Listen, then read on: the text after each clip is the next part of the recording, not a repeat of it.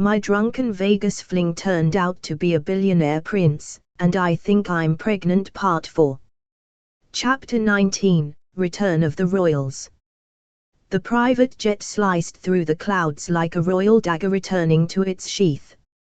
On board, Ava sat near the window, heart pounding in time with the quiet roar of the engines. Her fingers traced slow, shaky circles over the swell of her stomach, now unmistakably rounded beneath a soft navy maternity dress. Kian sat beside her, silent but steady, dressed not in royal garb but in a sleek charcoal suit, tie loose, expression unreadable.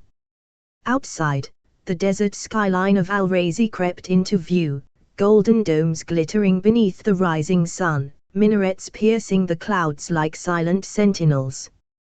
They were home. If the palace still counted as home. "Are you ready for this?" Ava asked softly. "No," Kian said, without hesitation. Then glanced at her. "But I am ready for you." She almost smiled. Almost.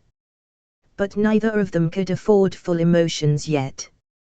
Not until they survived what came next. The tarmac was a war zone. Cameras. Reporters. Security. Staff with earpieces. Protesters holding signs that read "Our Prince, not her," and "No Queen without a crown." On the opposite side, fans screamed "Hush Queen Ava forever" and waved cutouts of baby rattles. Somewhere in the middle, chaos. The Queen Dowager watched from the palace balcony, lips a grim slash across her face. The council members waited by the marble steps like reluctant jurors. Ava stepped onto the red carpet, Kian at her side, their hands clasped tightly. Flashes went off like lightning. And then Kian stepped up to the press podium. "Good morning," he said, voice calm, steady, regal. "My name is Kian al-Mazari. I am Crown Prince of Al-Razi. And I left this kingdom not to abandon it, but to remember why I want to lead it." Murmurs rippled through the crowd. "I return today not as a prince running from his duty. I return as a man who now understands that duty means nothing without truth, without love." He looked at Ava. His voice softened. "I love Ava Garcia. And I will marry her." Cameras flashed. "I will raise our child with her.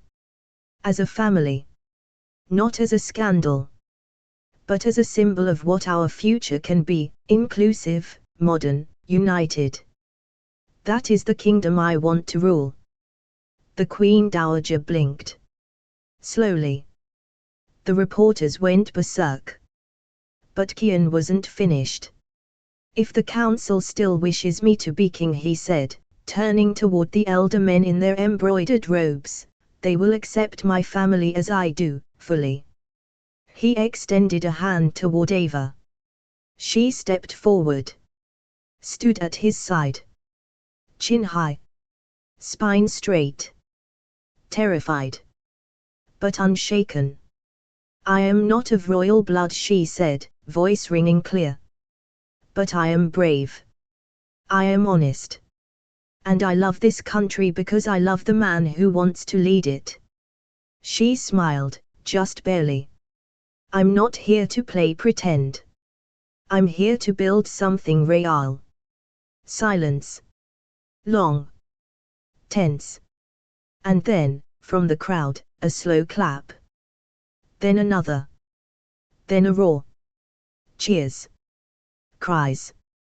Flags waving. Journalists shouting.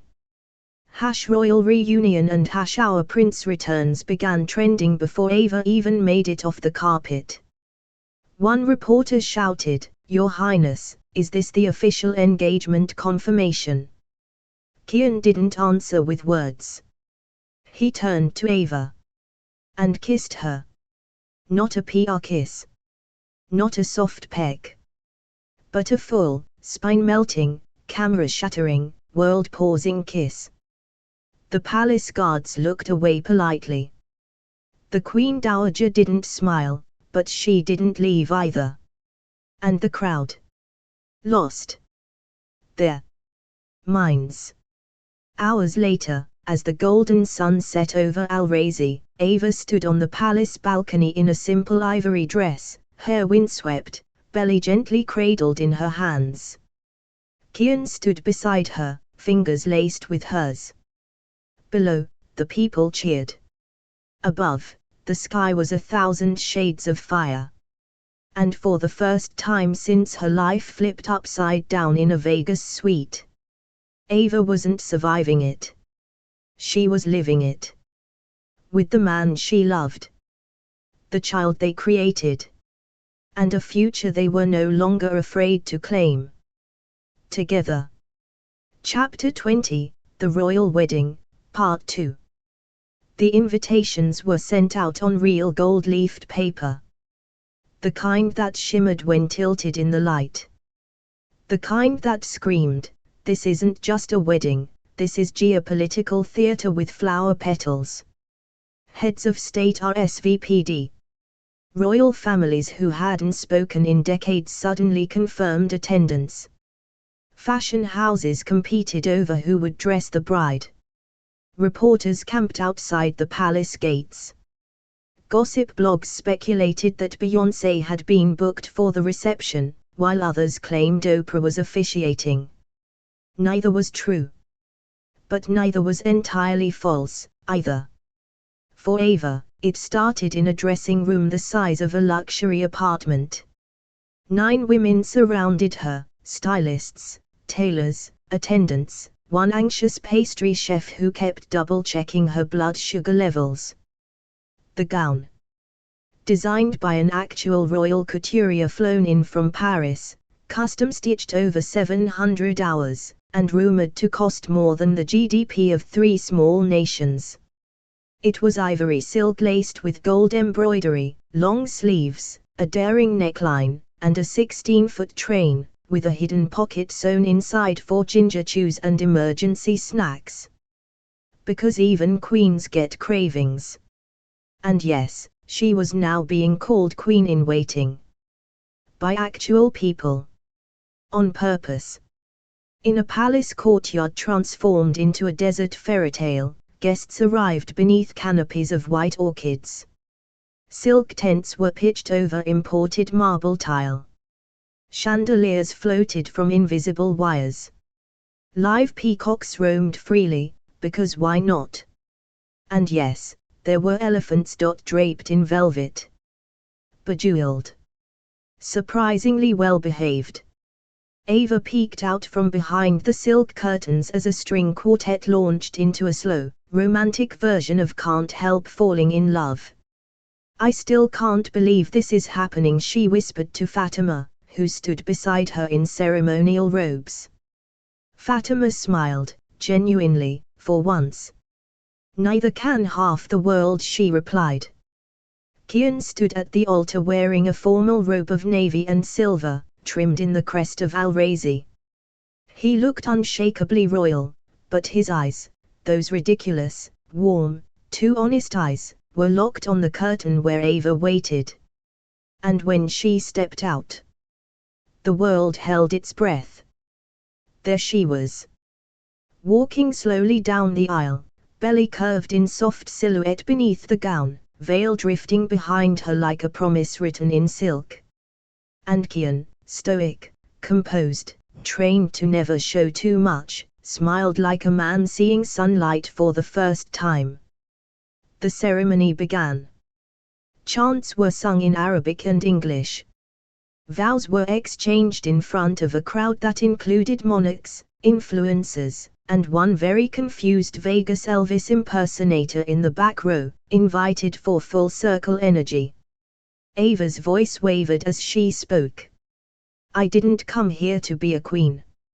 I didn't come here to be perfect. I came here for you. And somehow, in this chaos, I found everything I never knew I wanted." Kian looked at her, jaw tight, eyes shining. "You've seen the worst of me. The royal walls. The fear. And still, you stayed. I don't want a kingdom without you in it. They slid the rings onto each other's fingers, hers, a glimmering heirloom passed down through 4 generations of queens. The crowd waited for the final declaration. The priest smiled. By royal and divine right, I now declare you husband and wife. The applause that followed shook the chandeliers. Fireworks exploded over the palace. And as Kian pulled her into a kiss, deep, hungry, eternal, someone in the crowd shouted, "This is better than the crown." They weren't wrong. The reception was a fever dream of glitter, dessert fountains, and a 5-tier cake shaped like the palace itself, with edible gold spires, naturally. Foreign dignitaries toasted them. A-list celebrities performed. And yes, Beyoncé did, in fact, show up. No one knew who invited her. She just arrived. Ava danced barefoot under the stars, laughing as the baby kicked with glee. Kian held her hand like he'd never let go again. And in a quiet moment, away from the cameras, he kissed her temple and whispered, "For what it's worth, I'd marry you all over again in Vegas." Ava grinned. "Next time, let's skip the hangover." They kissed again, and the world, for once, let them have their moment. Chapter 21, Water Breaking at the Ball. The annual Al-Razi Unity Gala was the kind of event that came with diamond-encrusted invitations and velvet parking for private jets. Every inch of the ballroom glittered, gold-trimmed pillars, floral arrangements taller than diplomats, waiters gliding like swans with crystal trays of saffron-stuffed dates. International royalty. Hollywood royalty. Actual royalty. Ava, 8 months and 3.5 weeks pregnant, had been told very firmly, "Don't make a scene." Unfortunately, her uterus had other plans. At 8:13 p.m., the cameras panned across the gala's main floor. Crown Prince Kian stood at the podium in full regalia, tailored navy and gold jacket, ceremonial sword at his hip, expression regal but approachable. He was mid-speech, delivering a moving monologue about unity and rebirth when a quiet "oh no" slipped from somewhere just to the left of the stage. Ava. She stood frozen near the orchestra pit in a dazzling, floor-length champagne gown that shimmered like stardust. She clutched her belly, looked down, and very calmly announced to no one in particular, "My water just broke." Chaos ensued. At first, no one registered it. Ava blinked at the floor. The violinist in front of her blinked at her. Then, in perfect harmony, every woman in a 20-foot radius gasped. A wine glass shattered in the back. A camera crew tripped over their tripod. And then came the whisper that rolled like thunder. "She's in labor. The princess is in labor." The orchestra stopped playing. The conductor dropped his baton. Someone fainted. The Queen Dowager dropped her canop. Kian, still on stage, heard the commotion and turned just in time to see his wife surrounded by what looked like every female guest at the event. "Ava," he called, stepping down. "Ava." "I'm fine," she called back, although her eyes were wide and wild. "I just might need to sit down before I scream in front of an ambassador." She was helped onto a gilded chaise. Kian sprinted toward her, cape flapping behind him like a royal superhero. "Breathe," he said. "Remember the breathing." "I remember the breathing," Ava hissed, gripping his hand. "It's the explosive cramping I wasn't ready for." Live television captured every second. Somewhere in Britain, a news anchor screamed, "She's in labor," mid-broadcast and accidentally spilled tea on the weather map. On Twitter, sorry, X, #royal baby incoming trend alongside #push princess push and #labor ball 2025. An American talk show cut their program to show live feeds of Ava breathing through a contraction while Kian frantically barked orders into his comm. "We need the royal ob. Now. No, I don't care if he's eating dessert. Tell him to bring the forceps." "Why would I need forceps?" Ava shouted. "I don't know, it sounded medical." By 9 p.m., Ava was in the palace medical suite, which, thank God, looked more like a 5-star hotel room than a sterile delivery ward. Candles. Pillows. Lavender diffusers. Also, 6 nurses, 2 midwives, 1 royal obstetrician, Fatima pacing like a panther, and Kian, still wearing the ceremonial sword because he'd forgotten to take it off. Ava lay back on a silk-sheeted birthing bed, sweat dampening her temple, gown long abandoned for a very flattering maternity robe that had to be unzipped fast. "I swear to God," she panted between contractions, "if this baby shows up on live TV, it owes me rent." Kian brushed her hair back. "You're doing incredible. You're just saying that because I'm holding your hair." "You're right," he said, deadpan. "But also because I love you." She blinked up at him. "You're wearing your sword. Ceremonial. This baby is not coming out ceremonially." At 10:43 p.m., under the soft light of a 1,000-year-old chandelier, with the palace staff silent and the cameras turned respectfully away, a cry filled the room. Not of scandal. Not of politics. But of life.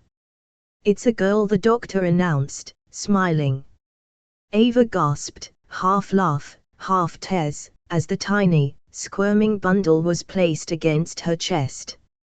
Kian bent beside them, forehead pressed gently to Ava's as their daughter blinked up at the world with serious, judgmental eyes and a head of dark curls. "She looks like she already disapproves of the monarchy," Ava whispered. "Perfect," Kian murmured. "A revolutionary." Later that night, the palace issued a simple, elegant statement. Her Royal Highness Princess Laila Fatima Al-Mazari was born at 10:43 p.m., mother and child are healthy, father still wearing a sword. The kingdom roared. The press wept. The people fell in love with the royal family all over again. And Ava didn't feel like an outsider anymore. She felt like a queen. Chapter 22, Long Live the Drama. If Ava thought giving birth on live TV would mark the end of the chaos, she was hilariously mistaken. Because in the weeks that followed Princess Laila's birth, the palace, and the entire kingdom of Al-Razi, turned into a royal fever dream. In the best, worst, and most screenshot-worthy way. It started with the official royal portrait. 3 weeks post-birth, Ava stood in the throne room holding a wriggling, milk-drunk baby in one arm while trying to suck in her still squishy stomach and smile like she hadn't just cried in the closet over nipple cream. Kian stood beside her looking unfairly rested, dressed in a tailored white ceremonial robe, holding a rattle like it was a scepter. The official photographer begged them to look regal but loving. Instead, the final photo captured Ava giving Laila a death stare mid-wail. Laila giving the photographer a full middle finger gesture, or so the tabloids claimed. Kian blinking in confusion at a squeaky toy shaped like a camel. The photo went viral in 2 minutes. #real royal family #princess with an attitude #queen of chaos. The kingdom rejoiced. Parades were held. Bakeries sold pink frosted macarons shaped like pacifiers. Merch vendors started printing 1ECs with Born to Break Protocol in glitter script. Even the Queen Dowager almost smiled. Once. Briefly. At a safe distance. But of course, not everyone was thrilled. Especially not Yasmina, the ex-fiancée, the forgotten blue-blooded goddess. The one who'd once been measured for the Queen's crown and now had to watch Ava Garcia from East Hollywood get serenaded by a million citizens and wear matching silk robes with the baby. She hadn't been seen in public since the wedding. Until she showed up at a charity gala for displaced falcons, dressed in a crimson gown that practically hissed with vengeance. When a journalist asked how she felt about the birth of Al-Razi's newest royal, she sipped her wine and purred. "Oh, I'm sure the baby's adorable. Children usually resemble their fathers eventually." 10 minutes later, during the ballroom's quiet intermission, Yasmina, very calmly, threw a glass of rose at a floral arrangement that vaguely resembled Ava's wedding bouquet. "She missed on purpose," Fatima whispered as she sipped her tea nearby. That was a message. Meanwhile, back at the palace, Ava was adjusting to royal motherhood like a woman trying to breastfeed while also hosting diplomats. 1 minute she was soothing Lila through a growth spurt, the next she was in a meeting with 3 ministers about whether it was acceptable to let a royal baby wear fuzzy socks with cartoon avocados on them. Traditionally, royal infants wear white lace booties hand-crocheted by palace seamstresses. "Traditionally, I haven't slept in 6 days," Ava replied. Kian was no help, mostly because he'd become obsessed with their daughter. Like, adorably obsessed. He sang lullabies in 3 languages. He refused to let any nanny carry her for more than 5 minutes. And he was once caught doing tummy time in full royal uniform while dictating foreign policy notes. "She's more important than trade agreements," he argued. "She's literally eating your tie," Ava deadpanned. And then came the tiara incident. It began innocently enough. One of the palace maids, a sweet 19-year-old named Layla, had been entrusted with cleaning the royal jewel vault, specifically, polishing the collection of infant-sized coronation accessories. Yes. Baby crowns. Because of course. But when the inventory was rechecked later that day, the tiara was gone. The infant sapphire tiara, worn by 6 generations of baby royals, last seen on Lila's fuzzy little head for a photo op, had vanished. Cue a level 4 internal panic. Guards were mobilized. Security footage was checked. Everyone was interrogated. At one point, Kian dramatically accused the French ambassador of international espionage. He was later seen at brunch with her the next day. All was forgiven. Then, 2 days later, the tiara was discovered. Not in a black market jewel circuit. Not smuggled in a diplomatic pouch. But inside the royal diaper genie. Apparently, Ava had tossed it by accident during a 3 a.m. diaper change while trying to keep Lila from peeing on the royal chaise. Kian laughed so hard he cried. The council did not. The Queen Dowager looked like she aged 5 years. Later that week, Ava wrote in her journal, "Motherhood is wild. The country adores me. Yasmina wants to shiv me with a salad fork. I lost a tiara in a bin of poop. Long live the drama." And somewhere in the palace, between spit up, scandal, and stolen naps, a new kind of royalty was being born, chaotic. Real. Fiercely loving. A family. Chapter 23, The Baby Princess and the Crown. It was the moment the kingdom of Al-Razi had been waiting for, and dreading, for over a year. The coronation. Not the engagement announcement. Not the shotgun wedding. Not the scandal in the archive room, or the missing tiara, or the label gone viral. No. This was the real thing. Crown. Throne. king. And for once, it was happening by the book. Well, mostly. The sun rose over Al-Razi like a scene straight out of a fairy tale.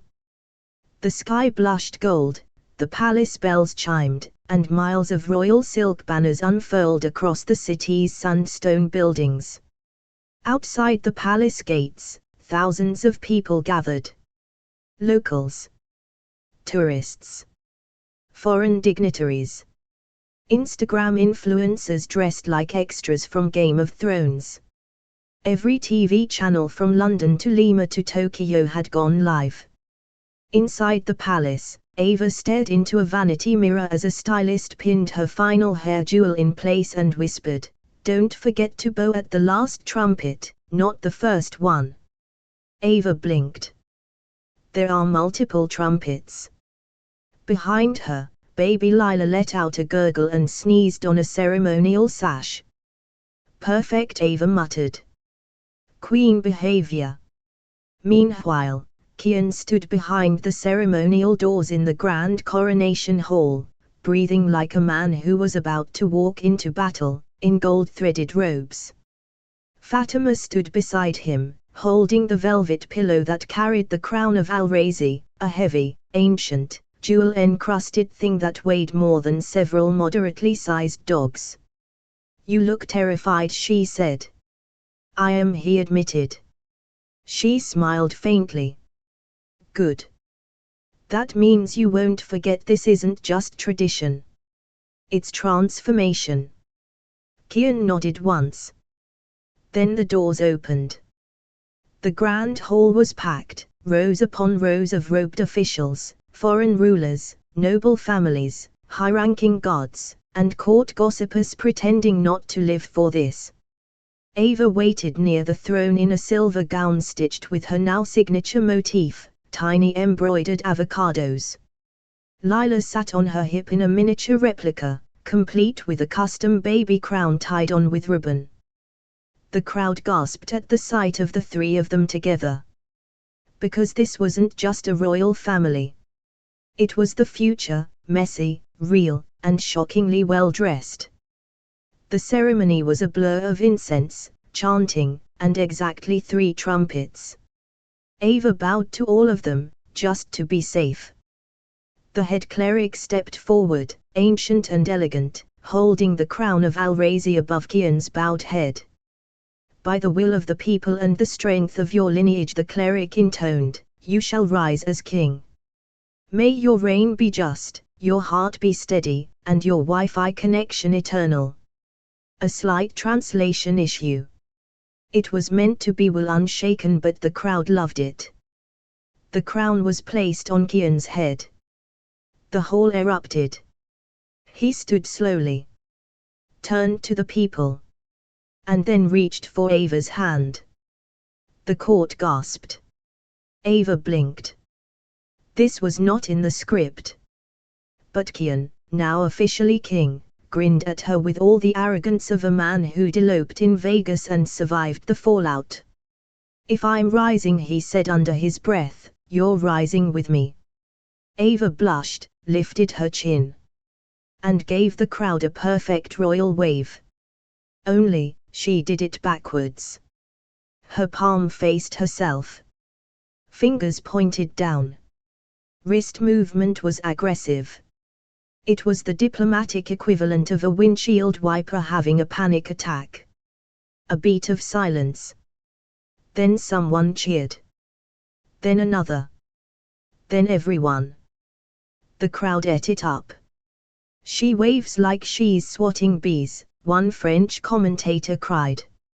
"Modern. Iconic. Relatable," tweeted a fashion blogger. "Royal wave rebellion," screamed the Daily Royal. #backwards queen trended in 12 languages. Lila burped. Right on cue. Kian kissed Ava's hand like she'd just rewritten centuries of tradition. Later, at the celebratory banquet, Ava found herself seated beside a cardinal, a rapper, a Nobel Prize-winning physicist, and the camel that had walked her down the aisle at her wedding. Fatima leaned over, raising a royal cocktail. To the girl who took Vegas, took the throne, and waved like an upside-down princess. Ava clinked glasses with a tired smile. I mean, at least I didn't drop the baby. Just then, Lila threw a handful of mashed dates at a passing duke. Ava shrugged. Close enough. And as night fell over Al-Razi, the city lit with fireworks, and the new king held his daughter beneath a sky that glittered with more stars than scandal. Ava knew this wasn't the end of the madness. But it was the beginning of something even better. Their reign.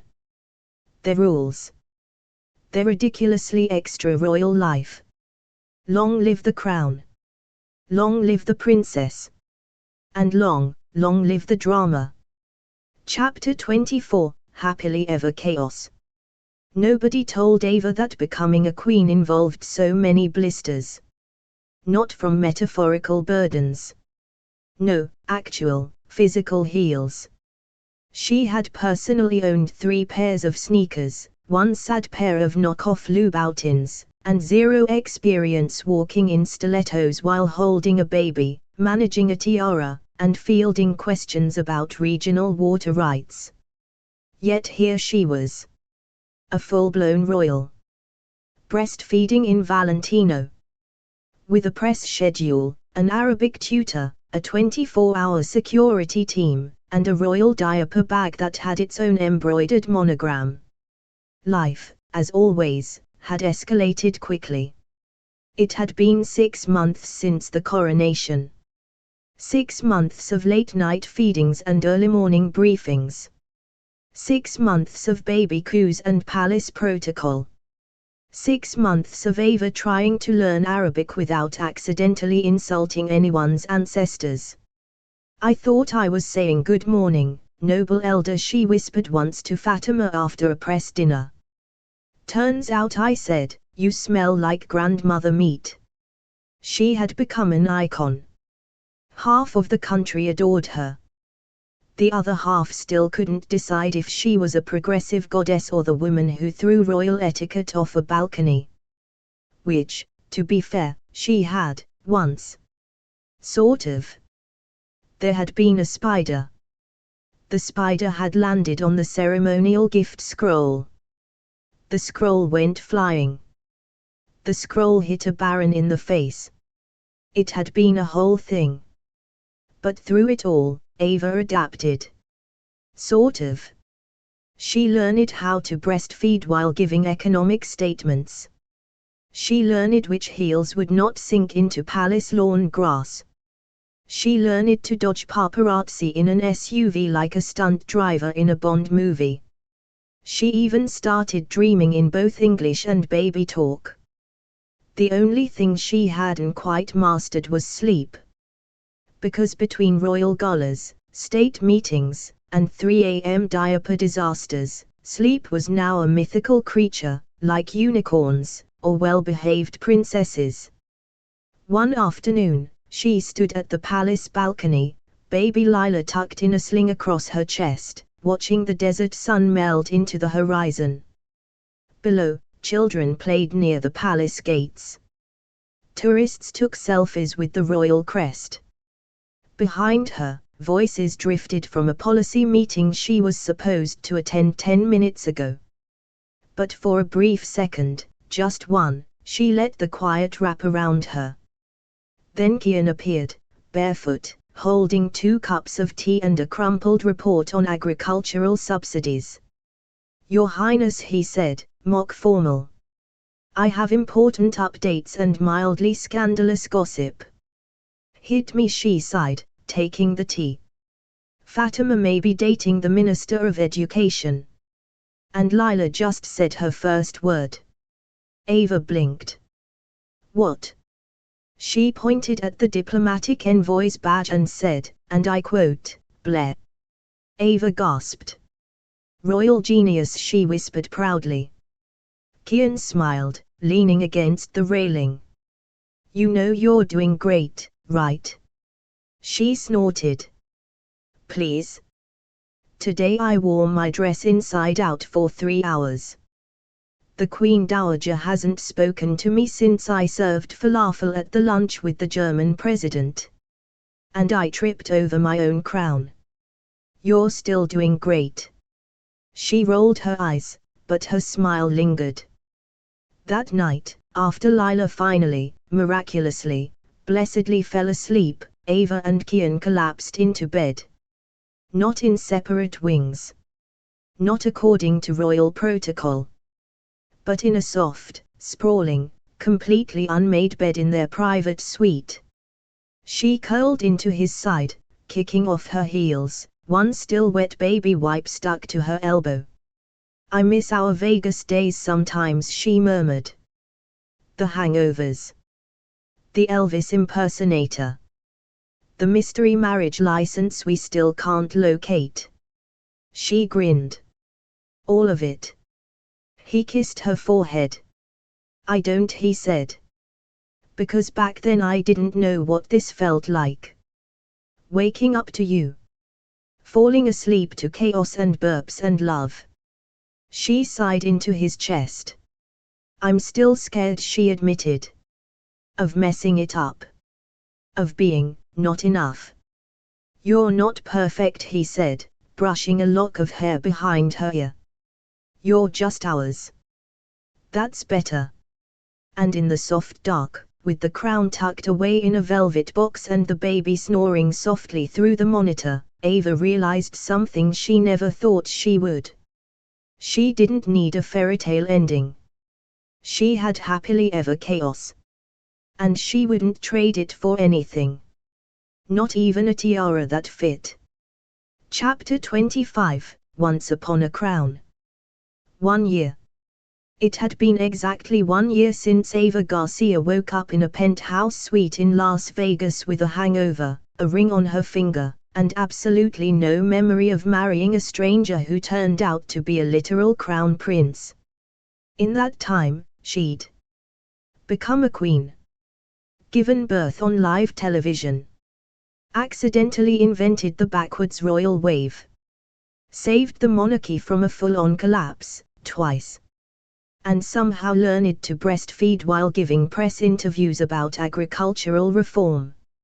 Now, as the anniversary of her infamous Vegas night approached, the palace was quiet. Peaceful. Too peaceful.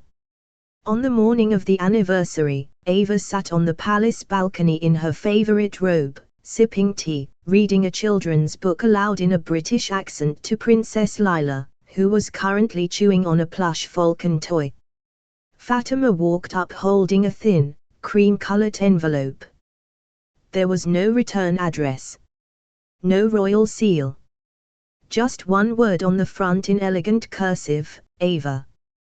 Courier dropped it off by hand, Fatima said warily. Wouldn't give his name. Said it was urgent. From America. Ava raised a brow.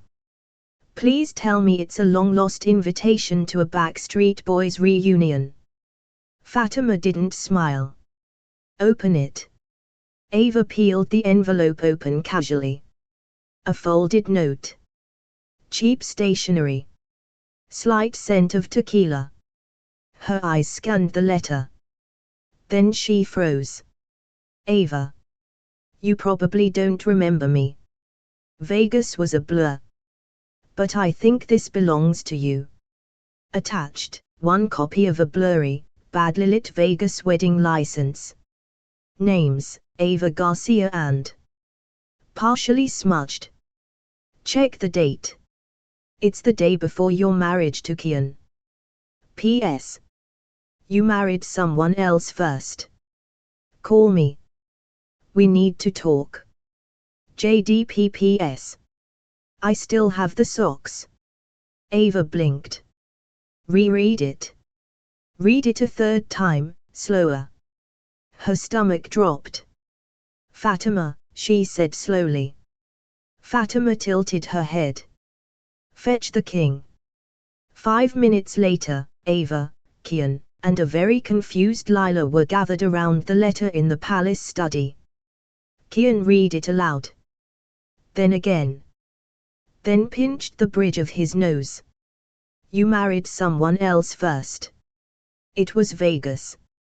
Ava cried. There were shots. There was glitter. I barely remember marrying you. Fatima coughed. That's technically treason. Don't help, Ava snapped. A long, stunned silence fell over the room.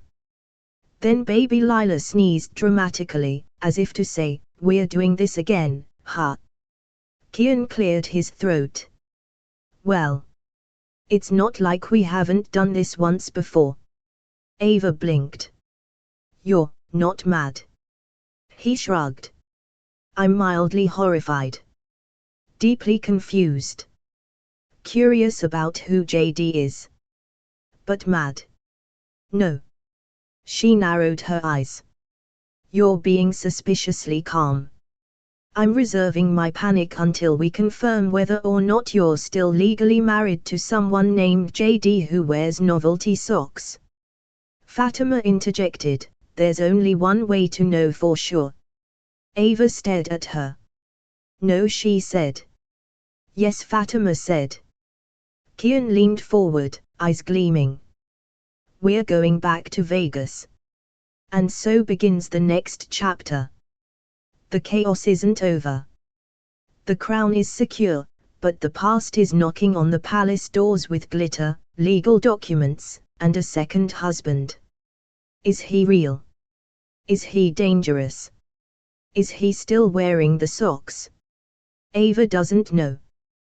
But what she does know is this, she's bringing back up. Because if Vegas wants round 2, the royals are ready. Thanks for listening to Billionaire Romance Stories, where love meets luxury in the most unexpected places. If you enjoyed this story, make sure to like, subscribe, and drop a comment. We love hearing your favorite twists and wild theories. And don't forget to ring that bell, because in this world of yachts, secrets, and steamy romance, the next story is always one scandal away.